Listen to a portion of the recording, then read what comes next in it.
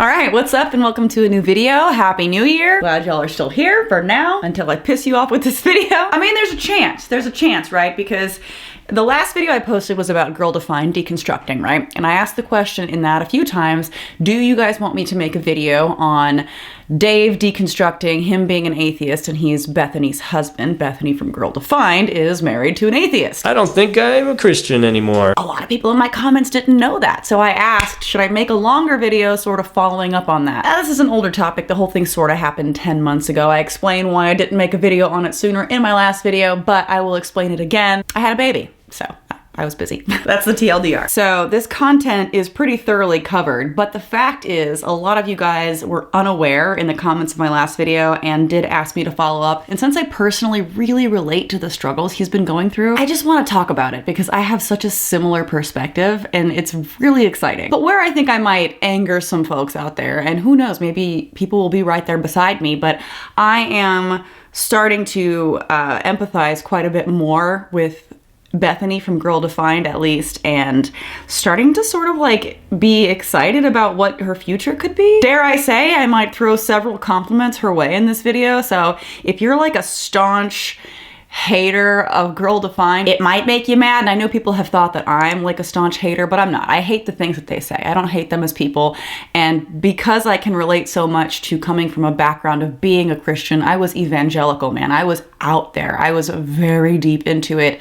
And I was a judgmental person. I did some things in the name of religion that disgust me. I don't like the way that I was or how I treated people. And I was able to fully deconstruct. I mean, like, you've seen my channel, right? Could not be further from that version of who I was. And if I can do it with how deep I was, I really have confidence that anybody, including Bethany from Girl Defined, anybody can do it. So yeah, it shocked a lot of people that Dave, Bethany's husband, is an atheist. They made this video together, like I said, around 10 months ago, and I don't think it's on the internet anymore. You have to kind of look through reaction videos to find these clips anymore, which is annoying. I don't know why it's been taken down. That sort of gives me a little bit of a bad feeling. I just really hope they're not like regretting that they said these things or anything like that. I haven't seen much of an update since this video was posted. I'm really hoping that maybe it's the new year and they might want to readdress some of these things and be more outspoken, because it really is encouraging to a lot of people. So let's just get into it and play some of the clips from their video. All right, let's blow the lid off this mother. Hey! I got you on camera smiling in a cute and sexy way when I cursed. Okay, like, I will just warn you, there is a lot of flirtation in this video between the two of them, but I'm here for it. I actually think their relationship is really cute. And then we had a ton of conversations with Paul and Morgan and with Bethany about all these things. And I have a lot of differences with Paul, Morgan, and Bethany when it comes to just ideologically and, values, Christianity, all kinds of stuff. One thing I find really endearing about Bethany in this video, and get ready, because I said there's gonna be a lot of compliments. One thing I really appreciate about her is that he's literally sitting there saying that he disagrees with her on these things that are like fundamental principles. Like, she's based her entire career and put her name out there as someone who really backs a lot of these beliefs. So for your husband to be sitting next to you saying he's not there with you, that's a lot. And she is completely creating a space for him to be able to say those things. She's supporting him. She's not displaying any signs of irritation or interrupting him or anything. She's fully listening. She's fully present. And I feel like that's just a really great sign of a healthy relationship. And she even finds a way to sort of come in and agree with him on some things, even though she's still, Jesus-y and religious. And yes, I am deconstructing certain parts of my faith, but I personally am still very much like a believer in Jesus. Which I think that's a good thing, and I'll get into it later, but deconstructing is not an easy thing. It's a very slow process for a lot of people, myself included. So the fact that she's able to look critically at any of her views is really, really impressive. And if you watch my last video on the Girl Defined, at least as the pair of them deconstructing, you'll see that Kristen is also looking back at some of her previous beliefs and kind of taking a few steps back on some of the stuff that they've said. Not enough. I think there's a lot more space to go. I'm not saying they've got like a green light of approval from me on all things, but I am excited to see improvement, and I think it's important when someone makes changes in the right direction to acknowledge that, even if they're not fully there yet. Because if you're just constantly telling someone, well, it's not good enough yet, it's just not the most encouraging thing. And speaking of encouraging things, we all have bad habits, right? But did you know that the flavored air category is quickly becoming an alternative to vaping and smoking? It's a whole new movement to better habits, which brings me to today's sponsor, Fume. Fume is an award-winning flavored air device that draws flavor to your mouth, not your lungs. This is not a vape, and it's a great way to satisfy your oral fixation with non-toxic flavors, free from nicotine or vapor, and it's safe to use anywhere. And Fume's design, I love this, it's more than just about flavor. It's an awesome fidget tool with magnets and clicks that can help calm anxiety.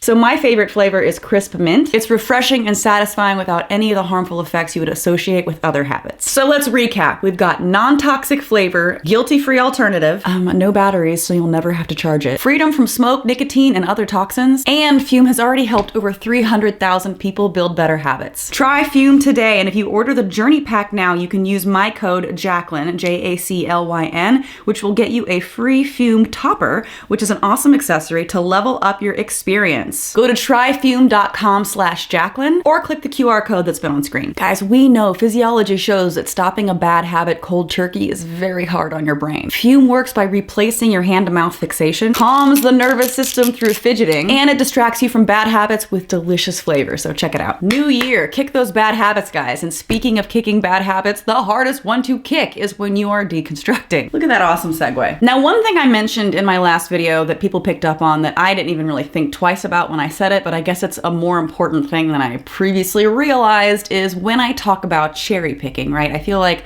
many times in previous videos I have sort of insulted people who cherry pick, like either, accept it all or reject it all kind of a mentality. And I think that's not the right approach at all. When I look back at my old videos, cherry picking was like a really important way to get my foot in the door to start even asking questions. 8 years ago, I made a video about why I'm an atheist. And in that video, I say something good, so I'll give myself a little bit of credit. At least don't cling to these ancient, ridiculous things that are presented to you as fact that are clearly untrue, and things that are presented to you as moral that clearly aren't. At least throw those out. I appreciate that I say that in that video because I am hinting essentially at cherry picking. I'm saying, at least if you want to stay religious and maintain your faith, that's fine, right? I mean, to each their own. I don't want to tell people they can't have something if it's deeply meaningful to them, so long as it's not harmful to others. But you get what I'm saying. I think cherry picking is essential to being able to do exactly that. And I think that's something that Bethany and Kristen are currently doing to sort of deconstruct some of their ideas. Everybody does it to some degree with things like the Bible, and that's normal. So I just want to go back and really solidify the message that I do think it's okay to cherry pick in some situations when people are trying to reevaluate things that they think might be harmful parts of their beliefs. I will still say it is a helpful tool to people who are secular to any degree, or people who are maybe like a little bit less strict with their religion, to be able to use cherry picking as an argument, because there are some times where people will really be super hardcore but then break other rules, and it does come off as sort of hypocritical. So I guess what I'm saying is there's a time and place to point out cherry picking as a bad thing, and there's certain times when I think it's absolutely essential to questioning your own stance. All right, back to the video. I didn't feel tied down anymore to like basically anything that would keep me from fully questioning my beliefs and my faith when it comes to this stuff. And I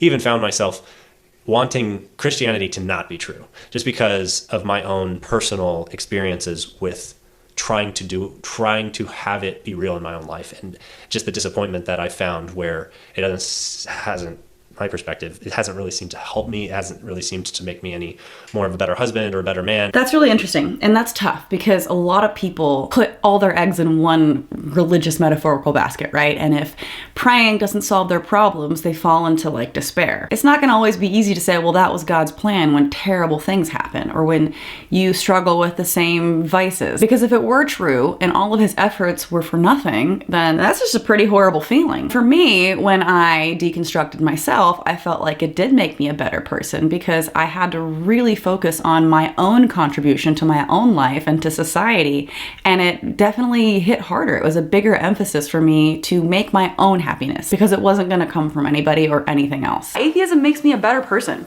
It makes me a happier person. It makes me appreciate the only life that I have. I'm not waiting for anything after I die. I'm living now. I'm a better person now. And that's why I make videos like this, because I feel like this is such an important topic that so many people are afraid to talk about. They think atheism is this nasty, negative thing. They think that atheism is a statement that you know that there is no God and you can't know that, but it isn't. It's just a lack of a belief in God. Yeah, a lot of people just think if you're not religious, you don't have morals, or you're not going to care about what happens to anybody around you. But I would almost flip that script and say, well, if you're religious, sometimes you might not be as inclined to, even though, you know, Jesus would have, you might not be as inclined to be helpful to those around you because you think they're going to get some reward in the afterlife. Honestly, I do think if you're not religious, you do take this one experience you have a lot more seriously for yourself and for people around you. It seems like when I do other things that are more taking charge of my own development, it seems like I improve more. And then it seems like when I try to find my identity in Christ, it just doesn't seem to work. And so I got to this point where it's like, I hope this isn't true, because I don't want to go through life always having to think I'm the worst in order to find the life of Christ. And that whole thing where it sort of requires you to feel really bad, or to at least admit, you're just sort of nothing and you have nothing. And so that's why you need Jesus. And isn't that such great news? It's like, it's just stopped being good news for me. Oof. That line, I feel like, is just so powerful. It stopped being good news. I mean, I lived by that mantra for a long time. Like, they literally teach you to believe that you're the scum of the earth and you're completely worthless and you can't really do anything for yourself or accomplish anything on your own. And if you do, well, it's actually God. You have to mentally beat yourself down to nothing, because then you will truly understand your place in the hierarchy that is you versus God. It's a very self-demeaning thing, but then they say, oh, well, you find your fulfillment through Christ. But I never liked that. I never resonated with that. And it always I remember very clearly as a kid not liking hearing people that I loved say those things about themselves, because I would say, no, so-and-so person in my life, family member, you are amazing. You are wonderful. You are enough. Please stop saying that you're worthless. Please stop saying that you're this awful, horrible sinner. I love you. Love yourself. And it was such a depressing thing to experience. I don't think that's good news at all either, Dave. But I will say, through all of this, he's saying some pretty hard-hitting things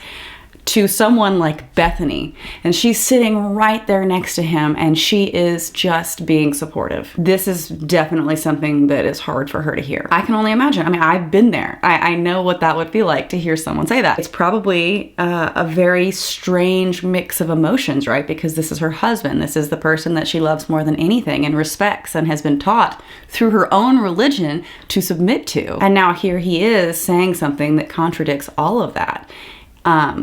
And I would dare to say maybe she even resonates with some of it. So it's just got to be hard. It's a hard thing for someone to go through on both of their parts. But I felt constrained by myself, my own inability or lack of desire to challenge certain institutions that I'm a part of, or challenge certain communities, because that would throw things into chaos. That would, it would be hard to go to church. It would be hard to be married to Bethany. It would be hard to do a lot of these things. That's tough, because when you leave religion, you're not just letting go of a belief, right? You're exiting an entire community. And when that is your family, your wife, there are some really negative implications to that I feel like probably scare a lot of people out of even trying to consider going down this path. It's too much. I'm established in Christian community, so it just makes it, because of my own choice to be in Christian community, it makes it challenging if I'm going to basically say, hey, I don't think I'm a Christian anymore. Well, it's official. That's it. That's the nail in the coffin. I won't say what I wanted to say. Cross, nail in the cross. He is officially saying he is not a Christian. Honestly, I didn't think that would ever happen. I mean, when I started making YouTube videos on Girl Defined, and I don't want to say this for sure, because if somebody finds something on the internet that contradicts this, I don't want people to think I'm a liar, but I do believe I was the first person to make any video on Girl Defined. Whenever I made it, there was no content out there that I could find on them.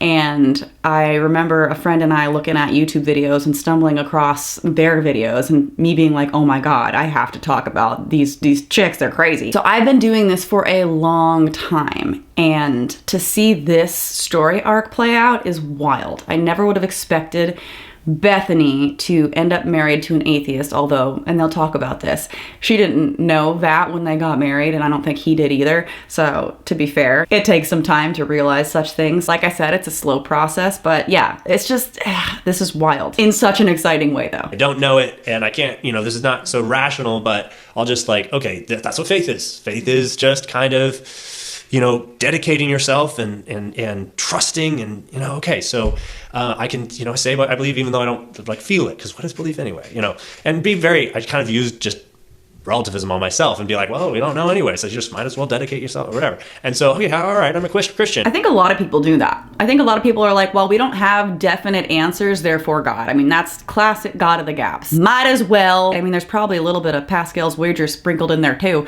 But when you're trying to be with somebody, I guess he was interested in Bethany and she was religious, it's, even easier to be like, sure, I'm a Christian. And I apologized to Bethany because I haven't always been honest with her. And when we got married, I'd already started deconstruction, and I'd read quite a lot fewer books when we got married, and had listened to podcasts and stuff, and was already very friendly towards certain forms of progressive Christianity and stuff like that. And when I got married to Bethany, I thought, well, this is going to be a problem because and I wanted Bethany, and I love her, and so at the time I was like, this is just going to cause problems in our relationship. So I was just like, all right, I believe that the Bible is your word. I'm just going to pause there for a second. He calls it dishonesty, but I don't know that that's actually true, because this is very obviously an internal struggle that he was having, as it is for almost every single person that I know that has gone through this. It's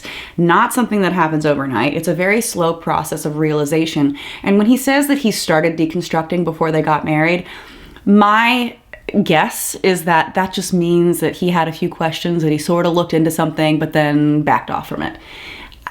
To me, that's not concrete. He's not a Christian. That's just a person who's asking questions. I think a lot of people who are Christian and stay Christian probably do the same thing. So I don't really want him to beat himself up over being dishonest, because it's a journey. It's a journey. Give yourself a break. And I accept this authority and blah, blah, blah. And I just kind of tried to push myself over the edge to make it work. And that was disingenuous and a lack of integrity, honestly. And at the time, it was a weak thing to do. And I didn't really know how to stand up and just say, this is what I think, in the face of the anxiety that it could cause both in other people and in myself. So that's kind of changed. And so I've apologized to Bethany. I understand the need to apologize because it's going to be hard for her. And as an empathetic, loving husband, you're going to be concerned for your wife, right? And you're going to feel bad that this journey that you're on is causing her to feel a type of way. But you can't blame yourself for the struggle of trying to get away from the place you ended up. A lot of people go through that. I know for me, it was a really slow process. Even though I didn't have the same situation as him, I was still really trying to cling to this belief, not only because I had a community and family that would be upset with me, but because I genuinely wanted to be religious. I wanted there to be a God. I wanted it to be real. I wanted that comfort. I wanted that idea of a heaven and seeing people that I love that I've lost. I wanted it to be real. I truly did. So it's hard and it's a slow process. And I remember saying that in the video I posted. There wasn't one catastrophic event in my life that happened to me. A lot of people phrase it like that too. What must have happened to you? There's nothing wrong with me. Nothing traumatic happened. It was actually a really gradual and slow process. And it was something that I fought myself on because I grew up Catholic. I was raised Catholic from kindergarten to my senior year in high school. And then in college, I became evangelical and I felt like I needed it, like I was gonna go to hell. I felt like I needed to tell other people, otherwise they were gonna go to hell. I was nuts.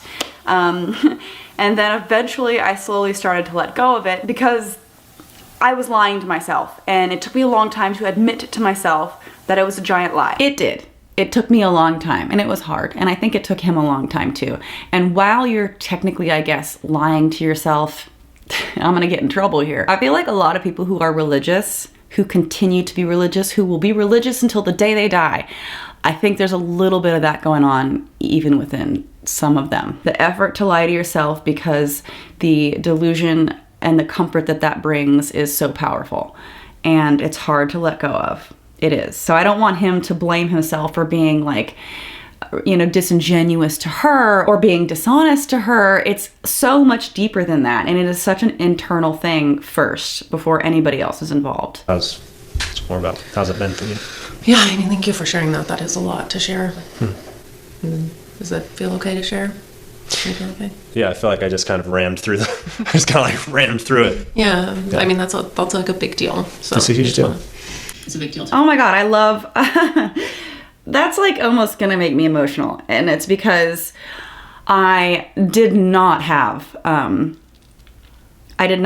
that level of understanding from people around me whenever I was going through this. And the fact that she can like love him through that and even be checking on him, like, are you okay? Are you sure you're okay with sharing all of that? That was a lot. She's like being affectionate and reaching out towards him. Like, I'm so happy that she found a love like that she is in a relationship like that, where she can provide that kind of support and receive that kind of support. That is not something to take for granted. And that is just not something that a lot of people get to experience. So I'm genuinely really happy for both of them. It's a big deal to acknowledge it. And, I mean, I would say it's not something that I would have I don't think when we got married, I would have thought you were going in this direction for sure. But I think maybe like a year or so into our marriage, just your interests and books and what you like to study and stuff, it was like, okay, I think that it was, I could start to see that coming in. But I mean, we've had conversations about this sort of stuff. I've not been like totally in the dark for a while now, I would say. So I think that that's definitely been, I wouldn't say you've been like totally dishonest recently, maybe just when we got married. Maybe at the very beginning. Got the girl. That's so cute. How like she's trying to make him feel better. Like, oh, you weren't dishonest. I knew here and there, maybe not at the beginning, but I don't think he completely knew at the beginning either. I think he still thought he could make it through and stay religious. And like I said, I think this is a struggle that a lot of people who are Christians and stay Christians go through. You don't know what the end of the road is going to look like until you're there. It's a continual journey too, so who knows? When they communicate, they are so genuinely there for the other person. Like, they are making eye contact, their body language, they're both like turned towards each other, they're leaning towards each other, they're reaching out to each other, they're able to like smile and joke about certain things. I just never expected in a million years for Bethany to be married to an atheist and for her to receive it so gracefully. I am just so excited for this journey. I'm here for it. Surprise. Well, it wasn't like the next day I was like, surprise, I'm an atheist. You just did it with an atheist. Whoa. Like I said, they're very flirtatious and I love it. Like, their relationship is getting green flags, healthy in all the categories. I mean, yeah, people have a lot of questions about that. Like what I think, what you think, how that works in our relationship. I think that we are uniquely gifted to love each other and work through a relationship like this. That is unconditional love. Good for them. I think that even though it's hard for me, I am not like, I don't know. I have so much love for you, and it is emotional. It made me cry. A lot of people have wondered and have asked, like in the questions and stuff, how that is. And I am emotional, so we're just gonna roll with it. Or else we'll never finish.